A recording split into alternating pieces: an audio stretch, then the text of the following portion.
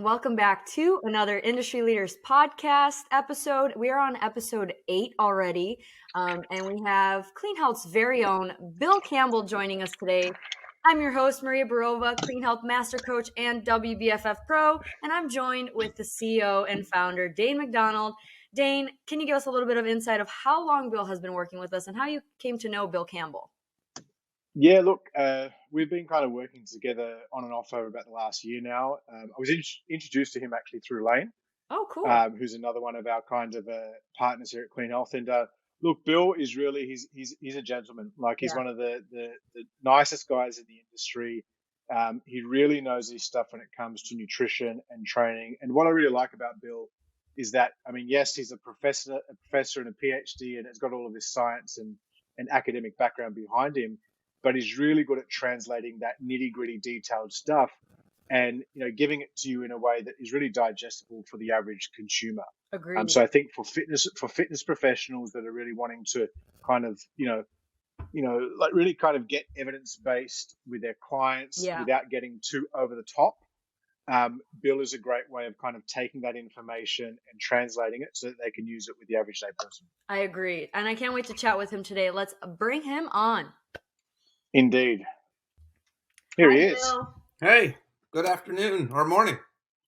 How are you doing? Yeah, it's morning for me. I think, what time is it for you, Maria? It's Chicago? about 5 p.m. Yeah, okay. Is it dark there at the moment? It's about to start getting dark. We're headed to that side of the sun, while you guys are headed towards the other side for the sun, where it's longer days. Yeah. We're going towards shorter days here. Indeed. How are you, Bill? I'm good. How are you guys? Doing well. We're excited. Mate, look, Go ahead, Dane. Yeah. I was saying we're good, but we're better now that you're on the show with us, mate. We've been really looking forward to getting you back on. I think we got you in at the end of last year, but I was saying to the guys, like, your episode has been actually one of the top 3 most downloaded episodes that we've done. So obviously, whatever you're saying, people are taking it and throwing down with it, mate. Ah. Hey, I just want to beat Brett. I saw he was on there. I got to kick his butt. Friendly competition, the brains behind the science. All right. Yeah. Well, Bill, let's introduce you to all of our viewers and listeners who may not be familiar with you. Give us a little bit of insight on who you are, what you're up to, what you're doing, and how you started in the fitness industry. Yes, my name is Bill Campbell. I got my PhD in exercise, nutrition, and preventive health from Baylor University. That was in 2007. And since then, I've been a professor at the University of South Florida, which is in Tampa, Florida. And I direct the Performance and Physique Enhancement Laboratory there. And I basically do 2 things. My research has 2 focuses. One is sports nutrition, and the other is physique enhancement. So we look at different ways to lose body fat, maintain or gain muscle mass, muscle hypertrophy. So I like to describe what I do as being on the vanity side of the fitness profession. There's a lot of people that study health or fitness for improving health, and that's important work. I'm just not in that area of the profession. I'm helping people that are already in shape. They're trying to lose even more body fat. So that's kind of my niche. Gotcha. You're in the beauty business. Yes. And you say that. Yeah. Some people put makeup on, some people buy clothes so they feel better about themselves. Agreed. I do the same thing just through exercise and nutrition. Yeah, that's something that we have a little bit of control over and power to change and improve for the better. Definitely. So talk to us. Obviously, look, you've been in the industry now for a long, long time, mate. Like, let's talk, like, over the last 5 years in particular, like, what are some of the things and trends and ideologies and stuff that you've seen change, like, and come more into vogue? So whether it's more around flexible dieting, different changes to training, like, what are some of the kind of key areas that you're really passionate about with what you're doing on a day-to-day basis? Yes, I think some of the changes I've seen are in like, I would say, niche diets. So ketogenic diets has made a big comeback recently. Yeah. Dane and I can probably remember about 20, 25 years ago. Well, at least I can remember. They were very popular then, kind of faded out for a little while and now back.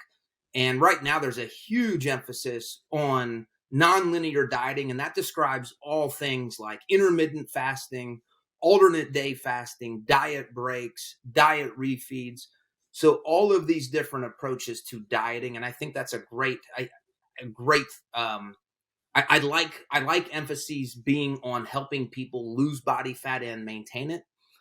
Some of the stuff that's some people take things a little too far and I think that's the only approach. But I'm loving this. The other thing that I think's been huge, and this has been great for me, is this emphasis on evidence-based approaches to exercise and nutrition. That's been a great blessing for me because I happen to be in that space.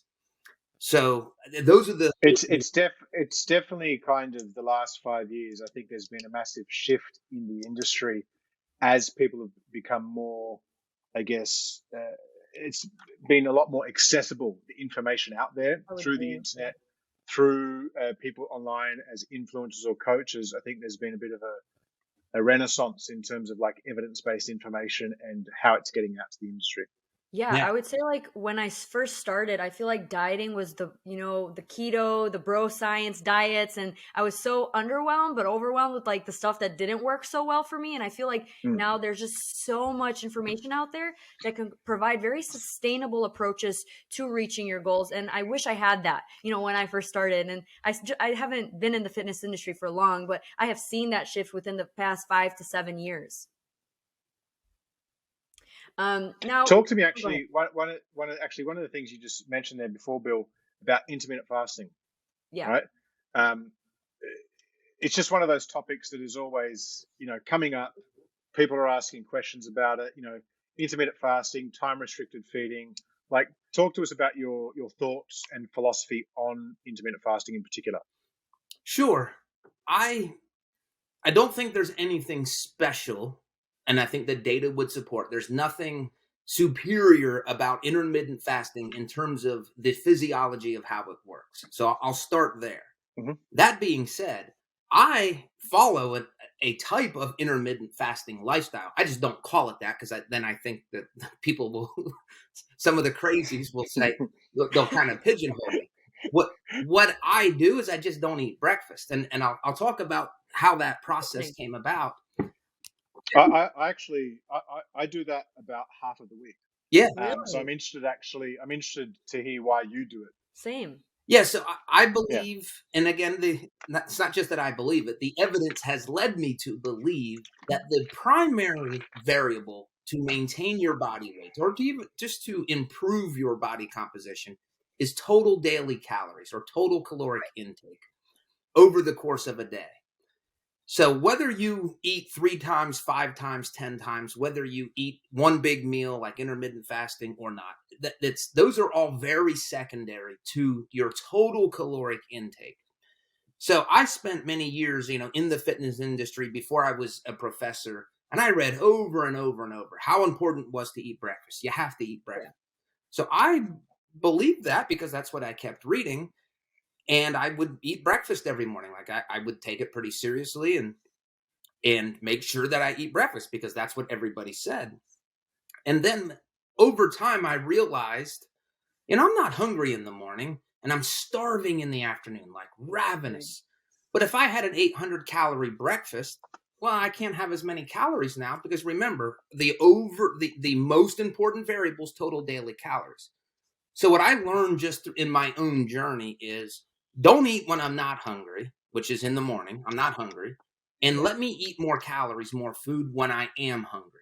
Whether you call that intermittent fasting, time restricted, I don't care what you call it. To me, I call it logic. It makes sense. So that's what I think. And I teach my students, I actually give them an assignment where they have to fast for literally over 30 hours, or at least they have to attempt. And the reason I do that is I want them to become in tune with their natural hunger drive. When are you hungry naturally? Then let's work with that and feed you more calories. So those are my thoughts on that category of intermittent fasting. So my first meal is around. Does that?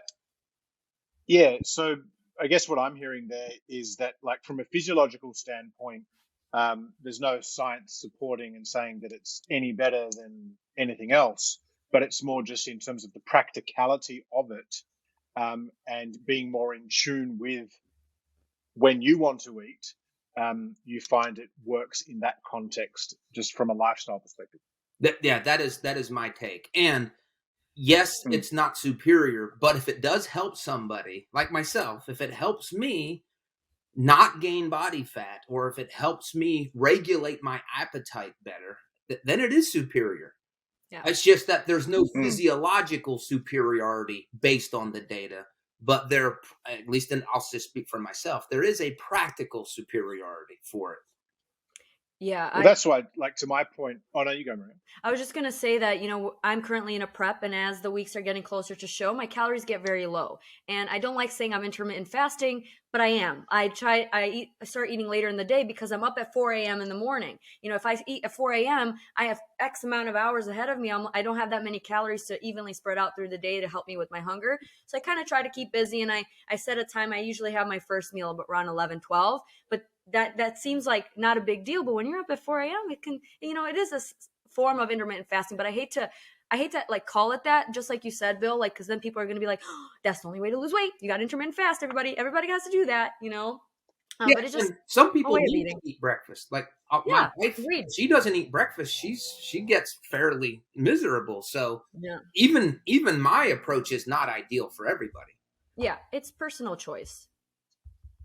So what do you say then to all the people that are kind of going on about autophagy and all that type of stuff, and it being kind of one of the primary drivers and rationale for doing intermittent fasting?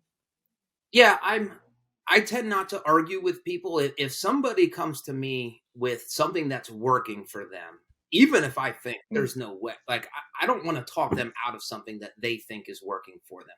What I would do if I'm working with a client, and let's say they come to me with just something that's crazy, my approach is, okay, you want to try that? We can do that. That's fine. And we'll treat that as an experiment. But would you also consider this? Like, here's what my research would tell me that may be better for you. Would you be willing to try this? And we can try your way first. We can try my way first. I like that. And that way they're not just basing it on, oh, I'm an expert, I'm just going to do what he says. No, I want them to be kind of set up for life. So they're seeing how their body responds themselves. So people like to, like, I'm pretty laid back, and people like to try to argue with me. It's like, that's Lane Norton. No, it's not the fighter. I know I always find it funny if people try and do that with you, because, like, when people ask me about you, mate, I'm like, he's one of the gentlemen of the industry. He's not interested in getting into your social media flame wars. I mean, he's only been on Instagram for like 5 days. So, like, just a quick one though. Like, I can relate to the fasting aspect. It's more for me, like, because I'm up early as well. Like, let's say I get up at 5 and go to bed at 10 or 11, whatever it might be.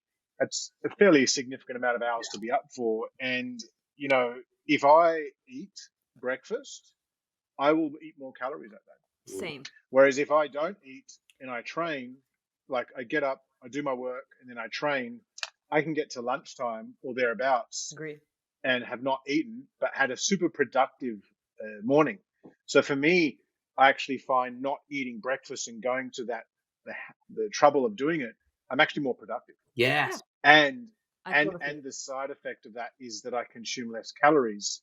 On the generally, like, so for me on the weekends, I will not do that, but on the weekdays, a few days a week, I definitely will. I don't really notice anything different other than I actually just get more stuff done. Yeah. And the other thing that you mentioned, Dane, you exercise early. I literally have spent, days studying just the effects that exercise has on appetite regulation. And this is kind of a preview for the diploma that we'll be coming out with. Like, it's going to all be in that. Like, just what I learned so much about how important exercise is just for regulating appetite. So we exercise, to, at least in my world, to change your physique, but people who are sedentary, they have a lot of things working against them, and one of them is just an unregulated appetite. So anyway, I just love learning that, and We'll come back to that, but Yeah. you mentioned something about kind of people timing in their food with kind of when they're feeling or their high and low energy points of the day. Like, that kind of maybe ties into that whole concept of chrono nutrition, right? Like, what's your thoughts on chrono nutrition? Is there validity in it? Is there not? Is it something that you've done much research into? And obviously, for the people out there that don't know what chrono nutrition is, like, could you give us a little bit of an understanding of that? Yeah, so I'll say my definition of it, and that may be different than what other people's. But chrono nutrition Yep. it's basically your natural biochemical rhythms of what makes you hungrier when in certain parts of the day. Is that your understanding of the concept? Yep. And Yep. this is where I need to say I have not dove into that literature looking at that. Okay. What I'm going to talk about is just my experiences and my conversations with high-level coaches. Practically, yeah, I think there's something to it. Again, I've come to this myself just with realizing I'm not hungry in the morning. That's why I brought it up, because it kind of sounds intuitively that's where you've kind of gone, even if it hasn't been something that you've purposefully gone out to do. Yes. Yeah. So what led me there, I think, is just being in tune with my body, my hunger drive. And I am unable, just because I haven't done the research yet, to say, hey, is there evidence, is there scientific evidence to support this? I know there's some rodent data that would suggest this is true. So it's not like I haven't looked at it all, but I that's the lifestyle that I live, whether or not. And again, I'm a scientist, but if things are working for you, I'm not going to be quick to just change things for the sake of changing it, or just because this study says to change it. Yeah. Now, Bill, when it comes to optimizing physiques, right, that's your field and that's what you work with. You mainly work with elite athletes and coaches themselves. What do you think would be 3 things that you see people do often that is incorrect when it comes to trying to improve their physique? One thing is, and this is universal, and I do work with bodybuilders, competitors, and their coaches. I mean, I deal a lot with coaches, but I would say my niche is your soccer mom, your somebody like myself who wants to look as good as they can be, but don't really have an intention of stepping on the stage. So I like to call it the good to great crowd. So they're already in good shape. They just want to look great. The best. I think I think sometimes people can misconstrue, because, like, obviously a lot of the research you're doing is on a more intermediate to advanced population, but they're actually where you can find out a lot more, I guess, data that can be used to help the average day person, because they're willing to go to more extremes with the research so that you can get more clinical data to support whatever the hypothesis is. Yeah. Yes. Yep. Yeah, and on that note, I love learning from bodybuilders. That's why I research them. They are the experts in fat loss. They know fat loss better than anybody. And the principles are they can and should be applied to everybody. Maybe not quite as extreme, because, again, Maria, as you know, stepping on stage is an extreme endeavor that most people can't. Well, there's very few people that would be able to maintain that for a lifestyle. Yeah. But I think the number one problem, and this is the problem that I face when I look in the mirror, it's just a lack of patience. I don't think I've ever met anybody who thinks they're losing fat fast enough. And when I spend my life dieting, I go on diets, I stop dieting, I'm constantly experimenting. And I swear, I want to punch myself. Why do I know better? I know I do the research, and I still get impatient. I'm still, why isn't this working fast enough? So if I have to keep telling myself this, if I mention that every day, don't base your decisions on what happened today on the scale or this month's body composition. To have a lifestyle of fitness, you have to approach it from a long-term perspective. So I think that's the number one. Patience is a virtue, everybody. Patience is a virtue, and I don't have it, and I'm learning to have it, because I'm the very same. I eat my meals for the day, and the next day I hop on the scale. I'm like, please, please, please, please, please. And I've been competing. This is my 3rd show that I'm prepping for, and it's normal, but we just practicing patience with ourselves and being kind, that you're not going to see changes overnight. These things take a long time. And on top of that, for most people, if they're using the scale and they're doing the things that clean health fitness that they advocate and that I advocate, if they're lifting weights, if they're having higher protein, the scale's not going to give them an accurate representation of what's going on. They're going to look like they're stalling, but they're losing fat and gaining muscle, and they're actually, their clothes are fitting better. Yeah, and unless you're getting consistent body composition assessments, you're not going to be able to detect that. Yeah, agreed. So it kind of ties into my next question. Obviously, we know this here on the show that you recently released your first kind of, digital product, the Building Your Ultimate Body Guide, that we did collaboratively. Now, when people come to us and ask us like who it's for, we say there's two demographics. One is if you're a personal trainer that basically just wants to learn an evidence-based system to help people transform their body. These are the tools that you can use to implement with your clients. And then the other bunch of people are actually people that want to apply it on themselves, the average day consumer. So talk to us a little bit about kind of your philosophy. I think, one of the things that I personally really love behind it is that it's really a lifestyle-based guide to getting into shape. So it's really giving the flexibility of choice to either the coach to implement with their client or the consumer to implement on themselves. I mean, let's hear it from the horse's mouth. What's it all about?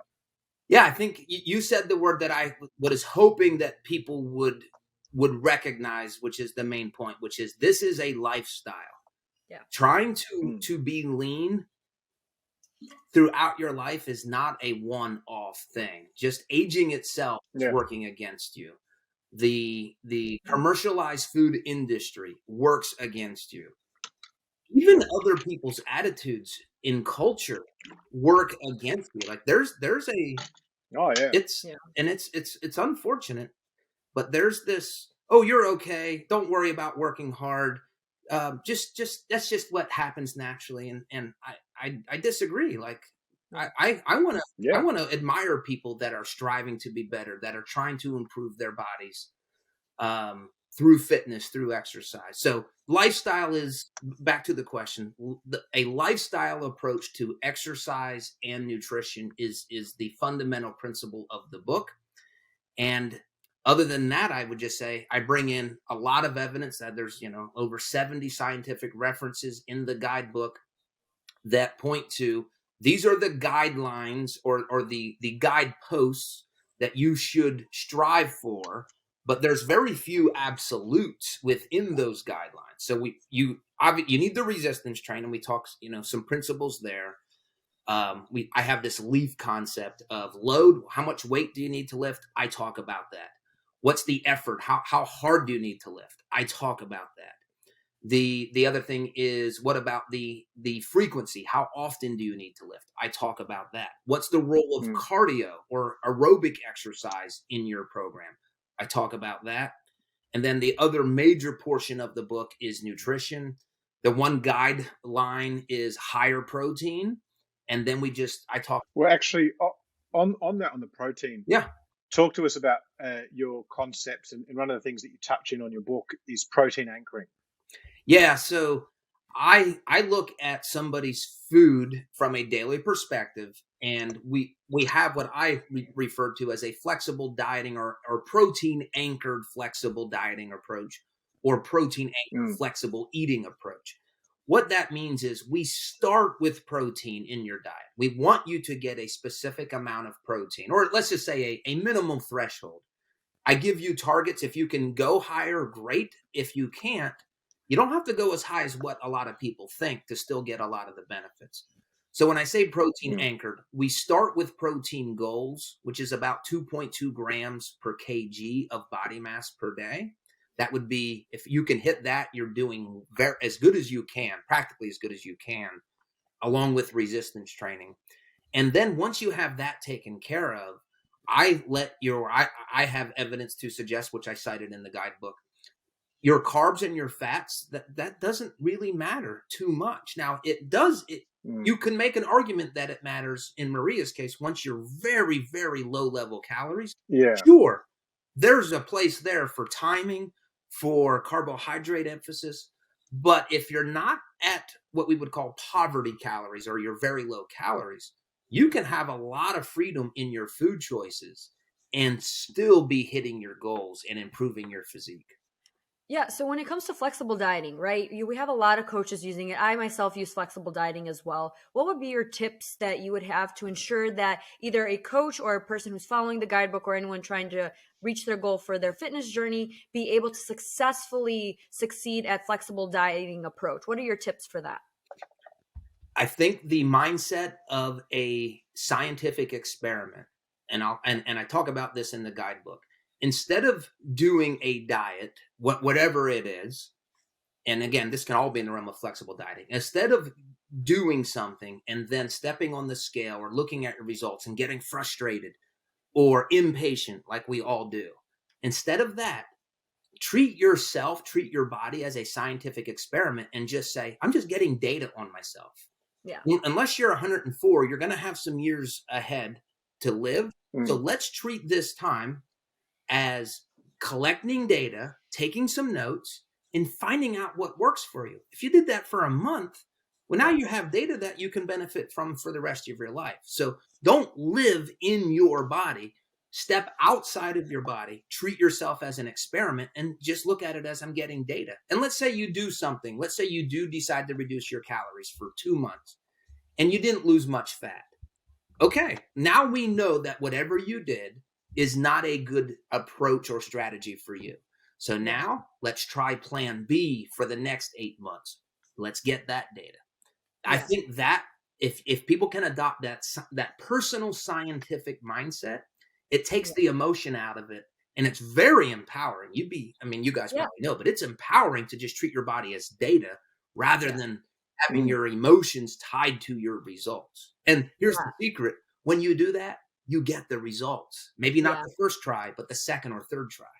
I work with predominantly women. And I think one of the biggest thing, like the number on the scale, stuff like that can really trigger negative responses and like feeling like you're not doing much, right? And I think one of the things that's really helped me over recent months is kind of giving them that talk of like, this is just data. Data helps us, what we measure, we can manage. So that is why, like sometimes even with, because we're here in the States, we use pounds instead of kilograms. Sometimes I tell my female clients, convert your scale to kilograms. You can't do the conversion at the top of your head. Do that. And the number is slashed in more than half and you're good. That number means like nothing to you, but to me, I'm able to track the trends and be able to adjust things for them and we can see progress. But I think definitely sometimes it's important to take a little bit of our emotions out of these things, especially if you're trying to reach a specific goal, because our emotions can be the driving factor of, your effort that you're putting in, how much you believe in yourself, compliance and all of that stuff, which is all important when it comes to reaching your goals. But that doesn't mean be robotic. Like you can have feelings. It's just finding when and where to incorporate them best so you can reach your goals. Yeah, and I'll just add to that. And this is back when I used to coach people. I always want to get the people I'm working with. I want them to choose their plan. So I'll give options if they have options.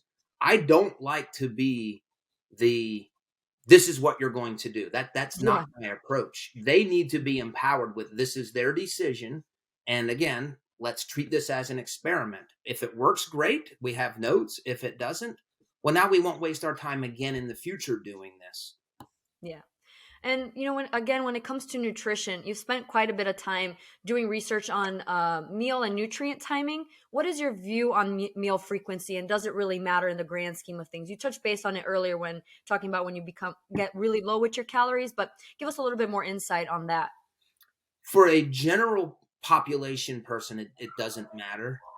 For somebody who is trying to optimize their physique or build their ultimate body, what we do know that matters is protein feeding.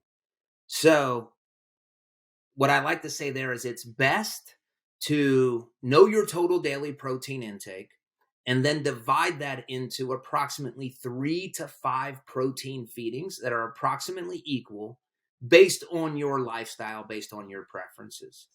So what you don't want to do is we have evidence now in humans. If you don't have much protein in your first meal and you stack all of that towards your last meal, you actually do attenuate the gains in muscle mass that you can get from a resistance training program. So it's best to spread out the protein And that's for gains in muscle mass. If that's not a consideration, then protein free or meal frequency in general doesn't matter. But I like to tell people a guideline of let's try to aim for 3 to 5 protein feedings. Again, protein anchored approach, and then you fill in the other macronutrients. And personally, I like I do 4 meals per day because I count my post workout protein as a meal.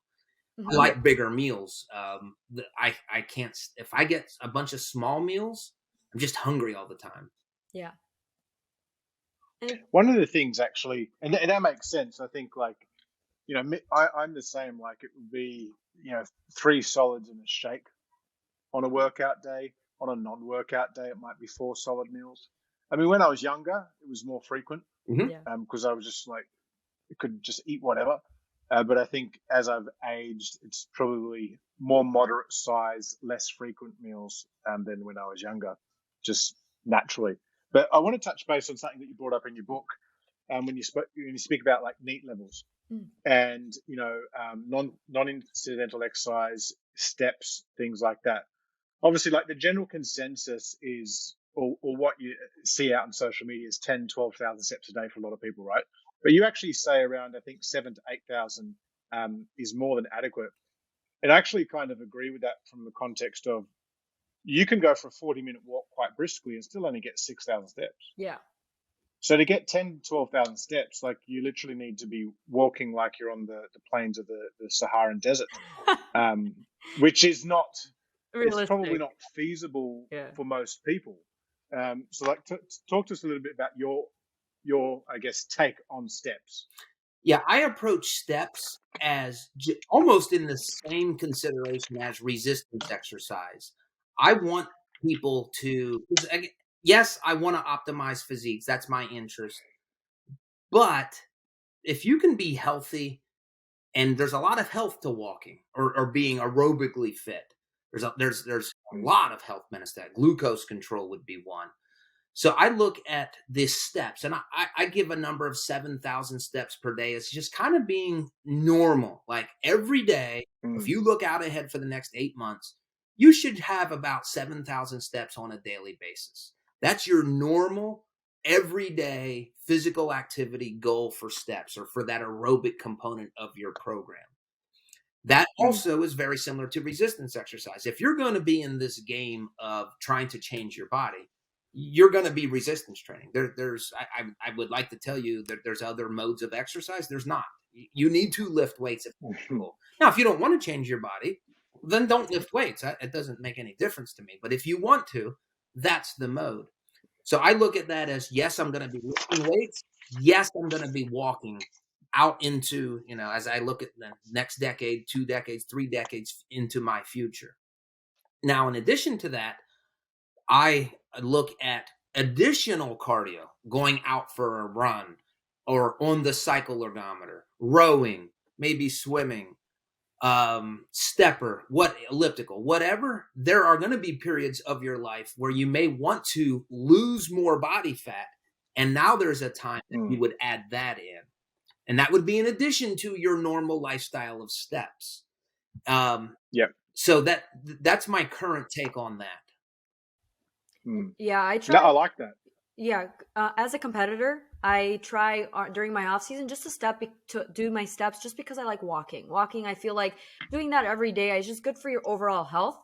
I try not to overdo it because, again, when I am trying to enter a deficit phase, I like to use cardio as a tool to put me in a deficit.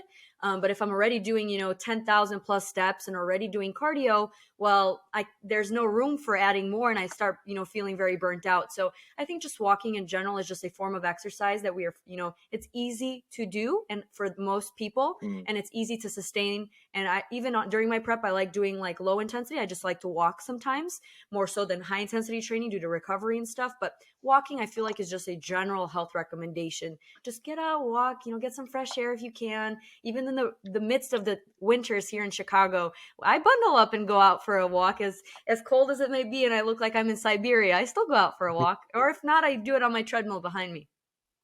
Yeah, and you make a good point. The recovery component of walking it's a non-factor for your resistance training. If you're doing a lot of high intensity interval training, a lot of people, then that detracts from the intensity of their resistance exercise workouts. Yeah. And then one other thing, which I mentioned in the guidebook, is just sunlight, how sunlight helps regulate our sleep cycles. That's a perfect walk. So go for a walk, listen to industry leaders podcast, 20, 30 minutes, and try to do that in the sunlight. Yeah. And you're stacking up all of these just positive health benefits that will also have positive impacts on your physique as well. Talk to us actually, and I love that you touch base on that, like the benefits of sunlight. Yes, please. We always get told, get out in the sun for your vitamin D and blah blah blah. But let's hear it from you. It's one of your recommendations that you make in your book. Why should we care about going out in the sun? Yeah. So my reading into this area I kept coming back to the same conclusion in the studies I was looking at. It helps regulate sleep. If you can get X amount of sunlight per day, and I don't remember the exact minutes, but and I don't know the physiological mechanism, but the sunlight helps regulate sleep. And the more that I studied sleep, the more we know that can help with anabolic adaptations to your training, helping your immune system. So it kind of, to me, the walking in the sunlight just tied into sleep. I'll say for myself, outside of the data, it makes a difference for me, because I didn't used to walk at all, probably until like the last year and a half. And now I purposefully try to walk in the sunlight, usually after a couple hours of work. And it gives me energy for the afternoon when I would a little bit more typically be more lethargic. Yeah. So, and then I believe I'm getting benefits at night as I sleep, and there is some research to support that as well. Yeah, and I have a question that's going to lead into the next one, but specifically for sunlight and stuff.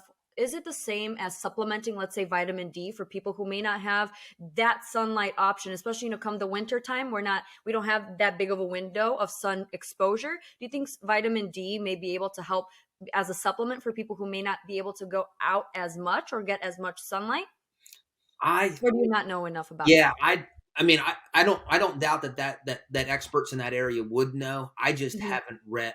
I've not been on top of that literature to. Okay. Obviously, I supplement with vitamin D. That's one of the few things I supplement with. But whether or not that can act as a buffer against a lack of sunlight, I don't know. Yeah, and then this goes into the question about. Oh, go ahead, Dane. I was just going to say, like the sunlight. Me personally, like it's I've done it for years where I just make a concerted effort to get outdoors. And I haven't done any research on it in my case, but like I can just say straight up, I sleep better, I feel better. Yeah. Who doesn't like being out in the sun? You have the sun in your background. You have like the ball of sunshine in your home right now, which is beautiful. Yeah, well, it comes in, the ocean's across the road there, so it comes in at this time of the day. And so I can literally like get a tan sitting at my desk. Wow, that's awesome. Bill, talking about supplementation, so that's why I was heading into that question. You broke down nutrition for all of us, and it's evident that you try not to overcomplicate things. You try to make it work for everyone, and we know that the simple basic things apply. Whatever is sustainable for you, that's what you got to do. But when it comes to supplements, that's a big question I get, and people always have. What do I need to supplement? Based on your research and studies, what do you recommend taking daily that is proven to be beneficial? Because there's so many things on the market in terms of supplements, and I feel like sometimes it could be overwhelming for like even the general population and athletes to know what they should be taking every single day. Yeah, I like to answer that question just by saying, what do I take? Because there's obviously you could go, if you have deficiencies, you should take X, Y, and Z. But I really only take 3 or 4 things. I do rely on protein supplements to help me reach my protein goals. So that would be protein powders, protein bars. Yeah. I take creatine nearly every day, daily. I take fish oil, which is like EPA, DHA, so essential fatty acids, which also has added vitamin D. And another ingredient that I would take would be caffeine if I'm in an active fat loss phase, particularly if I were going to do a competition. But I don't actively take caffeine, but it's one that I believe has so much scientific evidence to support its use. So those would be the top supplements: caffeine, creatine, fish oil, protein, and that doesn't mean there aren't other ones. Yohimbine is a fat loss ingredient that has some research validity to it. Some people though that are prone to have more anxiety may need to be careful with yohimbine supplementation. Gotcha. Just carbohydrates help with recovery. Now, again, I just choose to get that with food if I'm in a high volume training phase. But yeah, my personal number of supplements is not large. Gotcha. And I think it's just keeping it simple. If prioritizing fueling your body with good foods, whole foods, having diversity with your foods as well. Flexible dieting sometimes can be taken to one side where you're not really prioritizing nutrient dense foods. It's all about finding that sort of balance that you can sustain. And if you have deficiencies, obviously seeing a doctor that could recommend something that you could supplement for that. But I love just being able to eat my vitamins and minerals and all of that stuff to the best of my abilities. And, I feel like from food sources, it's the best. And that's just my opinion. Yeah, I'm not going to argue whole foods. What are your thoughts, actually? Two other common supplements, and these are two that I tend to take, especially if I'm going through a period where I'm training 5 or 6 times a week instead of, say, 3 or 4, is magnesium and zinc. I take both. Yeah. I think those are wise, particularly if you're training if you're sweating a lot as well, and if you're doing a lot of high energy things. Yeah. We know that zinc is involved in the ATP hydrolysis, so that it's involved in energy production. And magnesium, it's funny, my wife started taking that recently just for energy levels. So again, we're doing a personal experiment, so I can report back maybe in a month or so on that level. Yeah. I just found with magnesium, for me, especially when I go through periods of training like that, and when I integrate saunas, I tend to be more prone to cramps and spasms. Whereas when I integrate the magnesium, they just go. Oh, that's awesome. From my personal experience. So just interested to hear your take on it. Yeah, magnesium, zinc, and vitamin C are like my staples, especially during prep. Yeah, and you have to be very careful of your suppressed immunity with very low calories and high exercise volume. Yeah, that's why it's when it's, for competitors taking it to an extreme.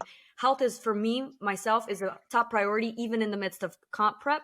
So I do become deficient because I'm not eating enough calories to be getting what I need to be. So I do tend to supplement a bit more when I'm on prep. But during my off-season improvement season, I have more calories to expend. So I tend to prioritize nutrient-dense foods. So I am prioritizing my overall health on top of, the physical changes in health that, I want to be making. So Bill, changing the gears a little bit here, 2022 and beyond, based on your recent studies and recent research, what do you believe a couple of major developments in the world of sports science will be, or what can't you wait to get more research on? And this is a little sneak peek preview for the year 2022. What do you have going on? So yeah, we will be publishing a diet break study. That it may be published before 2022. It'll be probably right around that time. So that's one thing. Next year, out of my lab, we'll be publishing our rapid fat loss study, which really, I've had my thoughts on rapid fat loss. And again, I'm not an advocate of rapid fat loss. Yeah. But my lab took the approach of pushing the envelope or being aggressive, but also putting in some variables that would help protect metabolism and muscle mass. Ooh. And I'm going to wait till I publish it to go into details, but we found some really interesting things. The reason I don't like rapid fat loss diets is because you lose muscle mass. Yeah. Or because you suppress your metabolism. But can you do this in a way? And I think that the length of a rapid fat loss study matters. Like, is it 3 months? Is it, a week or 2 weeks?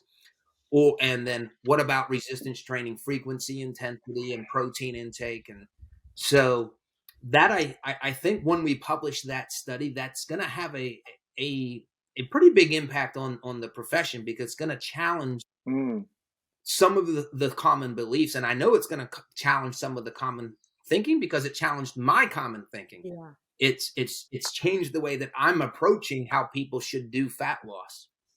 And I think for all of the coaches listening out there, science is always changing, and we can be certain, we can Mm. kind of sure about some things, but that's the thing about science. And a lot of times, with a lot of the experts we've been talking to, there's no like yes, no. There's a can, maybe, it should, and that's why those statements are being made, because science changes. With more studies being done, and the way that they're being performed, we're able to have clearer answers. But it's important to be able to accept that sometimes you can go back and change the way you've done things. Like I, over the course of the year, have done a lot of reading into what you've been posting, and a lot of other experts who are even part of the Clean Health team, and just really educating myself, so I'm up to date, so I'm able to provide up to date knowledge to my clients as well. And being open to being like, hey, I learned this, and I guess it disproved what I Well, was thinking. when you were saying that just then, when Bill, you were talking about the rapid fat loss study and some of the findings. I'm like, we might have to update our performance nutrition coach certification next year with some of the information that comes out of it, because obviously Yeah.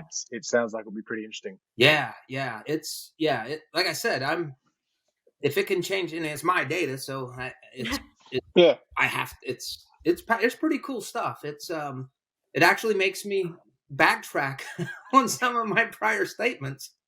Yeah, that's awesome. But I think that's a testament also to being, an expert at what you do, is understanding that at times, I think so much of the time in this industry, people will make an absolute and then just stick with it, right? Like, Yeah. it doesn't matter what study, whatever comes out, like you, I've made heaps of mistakes in my career, and had thought processes that have been, turned on their head, once actually seeing some information that updates us. So I think it's about being open to that too.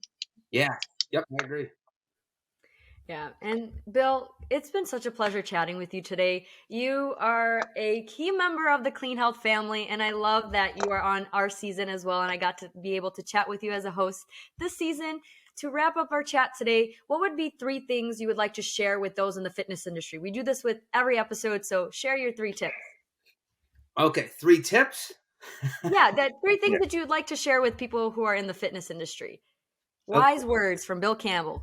All right, so one is going to sound very, very self-gratifying, but buy my guidebook, because all of my thoughts, my life's work is in this guidebook. It's all of my research, all of the research that I've read, boiled down. So that would be my first tip. But it's a valid one. I think in terms of like the amount of information that's in there, it's a few hundred pages. Like, it's a process and a system that, if a trainer took and started implementing that with their clients, they're going to get results with a lot more of the people that they're working with than they currently are. Yeah, I thank you for saying that, and I sure hope that would be the case, and I agree. I think it would be. My second tip is, if you are currently exercising, and I'll say resistance training, but it could be anything, and you're conscious of what your food intake is. I posted this today. Like, I'm your fan. Like, I love you if you're that person, because you're not sedentary. It's easy to be sedentary. Yeah. I just walked through our university's fitness center like a week ago, and it was so crowded with all these young people. And I was like so happy. I'm like, we need this in the world. We need people to care about their bodies.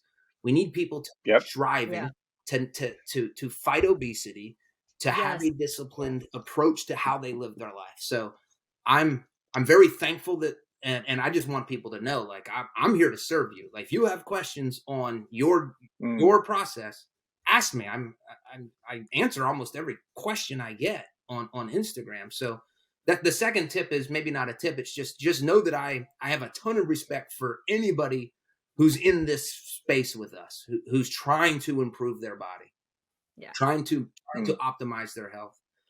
And then the third tip, I'm going to go back to being patient. Don't be in a hurry to make changes to your body or even to your health.